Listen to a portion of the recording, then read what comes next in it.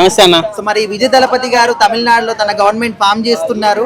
మరి ఆ ఒక మూవ్మెంట్ ని పవన్ కళ్యాణ్ జడ్జ్ చేసి చాలా మంది ట్రోల్ చేస్తా ఉన్నారు. మీ అభిప్రాయం ఏంటి దానిపైన? విజయ్ గెలిచాడని ఆనందపడాలో, పవన్ అన్నని ట్రోల్ చేస్తానని చెప్పి బాధపడాలో అర్థం కావట్లేదు. నా ఇష్టమైన హీరో పవన్ అన్న. తమిళనాడులో విజయ్. చిన్నప్పటి నుంచి వాళ్ళ సినిమాలు చూసే పెరిగాను. ఇప్పుడు ఆయన సీఎం అయ్యాడని చెప్పేసి ఈయన తిట్టడం ఏందో నాకు అర్థం కావట్లేదు. అక్కడ సిచ్యువేషన్స్ వేరే, ఇక్కడ మన ఆంధ్ర సిచ్యువేషన్స్ వేరే. అక్కడ తమిళ గొర్రెలు కాబట్టి ఏదో విజయ్ సీఎం అయిపోయాడు, కానీ 2 సంవత్సరాలు సీఎం ఎలా అవుతాడన్న? ఆయనకి ఏం తెలుసు 2 సంవత్సరాల్లో? ఇప్పటి వరకు ఉన్న పార్టీలు అంతా ఏమైపోవాలా? సో ఆయనకి జనాలు కూడా ఏం చేస్తారు చెప్పండి? ఒక 10 సంవత్సరాలు నలిగి సీఎం అయితేనే ఆ సీఎం చైర్ వాల్యూ కూడా తెలుస్తుంది. 2 సంవత్సరాలు అసలు సీఎం సీట్ ఇచ్చేస్తే ఎలా ఇచ్చేస్తారు నాకు అర్థం కావట్లేదు. 100 సీట్లు అన్న అసలు ఎలా వస్తాయి నాకు అర్థం కావట్లేదు. ఏందన్న అవి? అదేమన్నా సినిమా టికెటా? అలాంటిది 2 సంవత్సరాలలో ఆయన పార్టీ పెట్టి సీఎం అయిపోయాడంటే విజయ్ గారు నిజంగా ఈ కలికాలంలో, ఈ సోషల్ మీడియా యుగంలో ఒక సీఎం అయ్యాడంటే చరిత్రనే చెప్పాలన్న. ఎందుకంటే గొర్రెలు లేరు ఇప్పుడు అంతా. ఈ కాలంలో ఇంత సోషల్ మీడియాలో టెక్నాలజీ పెరిగినాక ఎవరిని నమ్మట్లేదు. ఇప్పుడు రజనీకాంత్ కూడా తప్పించుకున్నారు. ఎందుకురా బాబు ఆ నెగిటివిటీ ఇన్ని రోజులు సంపాదించుకున్నారు అంతా పోతుందని చెప్పేసి కమల్ హాసన్ పెద్ద పెద్ద వాళ్ళే పక్క జరిగిన దాంట్లో విజయ్ గారు వచ్చి 2 సంవత్సరాల్లో సీఎం సీట్ కొట్టాడంటే గ్రేట్ అన్న. ఒకటే చెప్తా, విజయ్ గారిని సీఎం అయ్యాడంటే ఎందువల్ల అయ్యాడు అంటే తమిళ కొంచెం తెలివి లేదు, సెంటిమెంట్ ఎక్కువగా, గొర్రెలని చెప్పాలన్న. లేదా తమిళలాగా మంచోళ్ళు ఒక ఆంధ్రాలో కూడా అలా కొంచెం మంచోళ్ళు ఉండింటే కొత్త పార్టీ వస్తే రాష్ట్రం బాగుపడుతుందని మన తెలుగు వాళ్ళకి లేదని చెప్తాను నాకు తెలిసి. నిజంగా తెలుగులో కూడా ఒక కొత్త పార్టీ రావాలి అని అనుకొని ఉండింటే ఆంధ్రాలో రాజకీయాలు ఇప్పుడు వేరేలా ఉండేవి. అక్కడ మన ఆంధ్రాలో ఏముందన్నా? రెడ్డి రెడ్డే, నాయుడు నాయుడే, కొత్తోడు రావద్దు, ఇంకో 34 సంవత్సరాలైనా ఆ 2 పార్టీలే. ఇండియన్ పాలిటిక్స్ లో మన ఆంధ్ర పాలిటిక్స్ వేరే. ఆ రాయలసీమ, ఆ కడప, ఆ రక్తమే వేరు. అక్కడ ఒక రావాలి అంటే పవన్ అన్న డిప్యూటీ సీఎం అయ్యడమే చాలా పెద్ద విషయం అన్న. ఇప్పుడు ఆయన 10-15 సంవత్సరాలు కష్టపడి ఒక ఎమ్మెల్యే అయ్యాడు, ఒక డిప్యూటీ సీఎం అయ్యాడు. విజయ్ వచ్చింటే కనీసం అసలు ఎమ్మెల్యే కూడా అయ్యేవాడు కాదు. ఎందుకంటే అక్కడ రాజకీయాలు వేరు. చంద్రబాబు వేరే, జగనన్న వేరే. 30 సంవత్సరాలు 40 సంవత్సరాల నుంచి కోసుకొని చచ్చిపోయే వాళ్ళు ఉన్నారు ఆడ. సో పవన్ అన్నని ట్రోల్ చేయడం అనేది కరెక్ట్ కాదన్న. ఆయన ఎవరో సీఎం అయ్యాడని చెప్పేసి పాపం మొన్నటి దాకా సేవ చేసి పోయి హాస్పిటల్లో అనుకున్నాడు పవన్ అన్న. ఆయన ట్రోల్ చేయడం ఎంతవరకు కరెక్ట్? ఇప్పుడు ఎవడన్నా టీడీపీ గెలిచింది, పొత్తు పెట్టుకున్నారు అన్నారు. ఇప్పుడు గెలిచినప్పటి నుంచి ఎవరు చేస్తున్నారు? గ్రౌండ్ లెవెల్కి వెళ్ళి ఏదైనా ఒక రోడ్డు వేయాలన్నా కూడా నారా లోకేష్ పోతున్నాడా? బాబు ఏమన్నా పోతున్నాడా? పవన్ అన్నే పోతున్నాడు కదా. ఒకటే చెప్తున్నా, తమిళనాడు పాలిటిక్స్ వేరే, మన ఆంధ్ర పాలిటిక్స్ వేరే. పవన్ అన్నని ట్రోల్ చేసే ప్రతి నా కొడుక్కి చెప్తున్నాను, ఆయన వేరే, ఈయన వేరే. సరేనా? ఆడ గొర్రెలు కాబట్టి ఆయన సీఎం అయ్యాడు. ఆంధ్ర వాళ్ళు గొర్రెలు కాదు. సరేనా? లేదా తమిళ వాళ్ళు చాలా తెలుగు వాళ్ళు కాబట్టి విజయ్ సీఎం చేసుకొని తమిళనాడు బాగుపడాలని కోరుకున్నారు. మన తెలుగు వాళ్ళు ఏంది? వస్తే మా రెడ్డే రావాలి, లేదా మా నాయుడే రావాలి. పవన్ అన్న ఎంత చేశాడన్నా? విజయ్ కనీసం ఒక సింగిల్ ఏమైనా ఇచ్చాడు? ఒక బియ్యం మూట ఏమైనా ఇచ్చాడా? సంవత్సరం ముందు వచ్చేదో బియ్యం మూట ఇచ్చినట్టున్నాడు. 10-15 సంవత్సరాలు కష్టపడ్డాడు పవన్ అన్న. రోడ్ల మీద తిరిగి మొన్న ఇప్పుడు పోయి హాస్పిటల్లో అనుకున్నాడు. ఆంధ్రాకి లేదన్నా, రాసి పెట్టలేదు. పవన్ అన్న వచ్చింటే ఎప్పుడో బాగుపడేది. ఇంకా జగనన్న బాబు, జగనన్న బాబు. ఇంకో 20 సంవత్సరాలు అయినా కూడా నారా లోకేష్ అంతే. ఒకటి ఆయన ఉన్న సిచ్యువేషన్ లో అప్పుడు పొత్తు పెట్టుకున్నాడు. ఈయన నిజంగా మా అన్న కూడా పవన్ అన్న ఫస్ట్ సింగిల్ గానే వచ్చాడు, ఓడిపోయాడు. నెక్స్ట్ పొత్తు పెట్టుకున్నాడు. ఇప్పుడు విజయ్ ఓడిపోయినా కూడా నెక్స్ట్ స్టాలిన్తో పొత్తు పెట్టుకుని వచ్చేవాడు. అక్కడ నమ్మారు కొత్త వాళ్ళు రావాలి. ఇక తెలంగాణలో ఈయన రేవంత్ రెడ్డి వస్తారు మనం ఎవరిని అనుకున్నామా? లేదు కదా. కేసీఆర్ వస్తారు అనుకున్నాం. సో ఇక్కడ మార్పు కోరుకుంటున్నారు తెలంగాణ కానీ చెన్నై కానీ. బట్ ఆంధ్రాలో మాకు అదేం వద్దయ్యా, మా నాయుడు మా రెడ్డే. ఆంధ్రాని ఎవరు బాగుపరచలేరు. ఉండే ఆ 2 పార్టీల కిందనే నలిగిపోవాల్సిందే. ఒకటే అన్న, విజయ్ గారు మళ్ళీ ఈ మధ్యన జగనన్న వాళ్ళు ఎత్తుకుంటున్నారు విజయ్ని మావోడు అని. విజయ్ మీవాడు కాదయ్యా, ఆడోడు ఫోటో ఇచ్చాడు, మా విజయ్ ఏదో లేపాడు పైకి. విజయ్ అన్న కల్ట్ ఫ్యాన్ గా చెప్తున్నాం. విజయ్ తలపతి ఫ్యాన్స్ 20 సంవత్సరాల నుంచి. సరేనా? ఆయన అందరి మనిషి, మీ జగన్ మనిషి కాదు. ఈ రోజు ఆయన గెలిచాడు కాబట్టి మీవాడు. మరి రోజు అక్కడెక్కడ అడుగు పెట్టిందంట, చూసుకోండి. మరి స్టాలిన్ అన్న పరిస్థితి ఏందో చూసుకోండి. సో నేనేమంటున్నాను, విజయ్ని పవన్ అన్నని కంపేర్ చేయకండి. పవన్ అన్న స్థాయి విజయ్ తట్టుకోలేడు. ఆయన ఎంత చేశాడో ప్రతి ఒక్కరికి జగన్ ఫ్యాన్స్ ముందుగా తెలుసు. రాజకీయాలు వదిలేసి కనీసం ఆయన చేసిన 50% విజయ్ చేశారా? సమాజ సేవ నేను చెప్పేది. డైరెక్ట్ గా వచ్చాడు, 2 సంవత్సరాలు సీఎం అయిపోయాడు. ఏం తెలుసు అన్న? సీటుకున్న వాల్యూ ఉందన్న?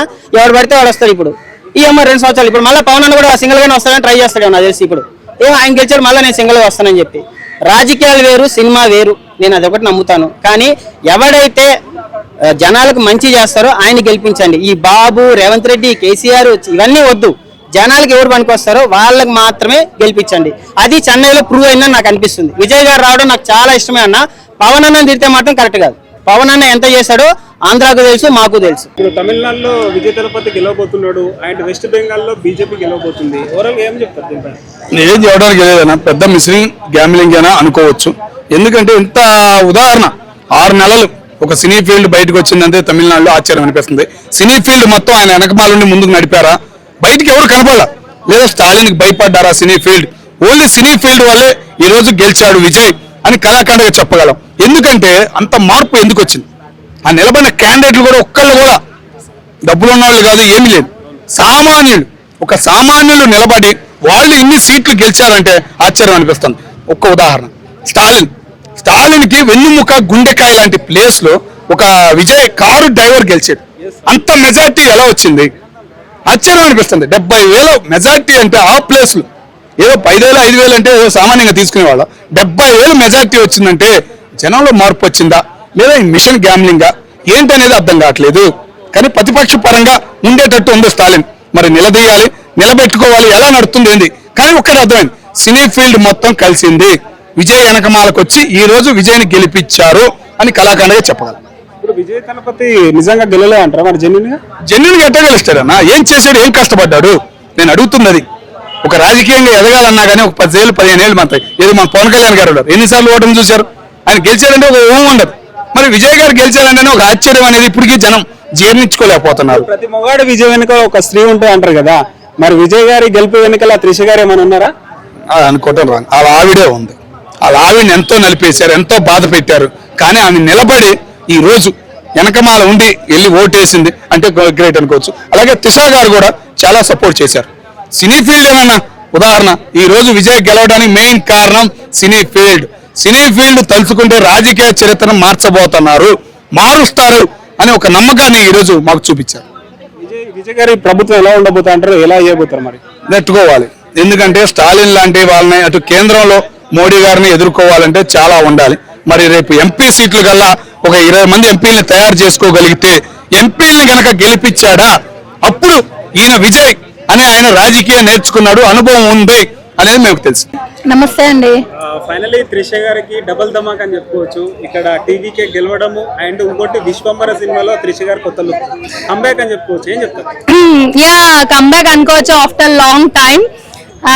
ఎట్ ఏ టైం రెండు అయినసరికి చాలా హ్యాపీగా ఫీల్ అవుతున్నాం. అండ్ కంగ్రాచులేషన్స్ విజయ్ తలపతి గారు.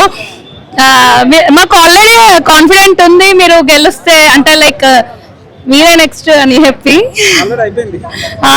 సో నమ్మకాన్ని నిలబెట్టి ఫ్యాన్స్ కూడా రెస్పాన్సిబిలిటీగా వర్క్ చేయండి. అండ్ ప్రజలకు ఏ ఉన్నా కొంచెం రెస్పాన్సిబిలిటీగా తీసుకోండి, వర్క్ చేయండి. And at the same time movie కూడా రిలీజింగ్ కోసం వెయిట్ చేస్తున్నాం. విజయ్ తలపతి గారి కొత్త లైఫ్ ఎలా ఉండబోతుంటే యా, అంటే ఇన్ని డేస్ ఒకలా ఉండే, బట్ ఇప్పటి నుంచి వేరే లాగా ఉంటది అని చెప్పేసి అంటే ఇంకా కొత్త జర్నీ కాబట్టి ప్రజల ఇప్పుడు మన పవన్ కళ్యాణ్ సార్ వీళ్ళందరూ ఎట్లున్నారో యాజ్ యూజువల్ అట్లుంటది. అంటే కొత్త జర్నీ, కొత్త లైఫ్ కాబట్టి. విజయ్ తలపతి గారు గెలవడానికి మెయిన్ వెనకల ఉండి ఉన్న మహాలక్ష్మి అంటే త్రిష గారు పేరు చెప్తున్నారు. ఏం చెప్తున్నారు?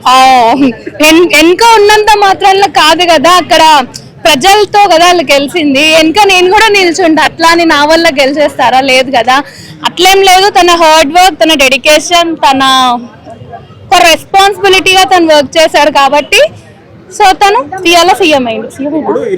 అదే సీఎంఏ కదా. తమిళనాడులో ఇప్పుడు విజయ్ తలపతి గెలిచింది, అక్కడ వెస్ట్ బెంగాల్ లో బీజేపీ గెలిచింది. ఎట్లా అనిపిస్తుంది? మమతా బెనర్జీని ఓడించారు.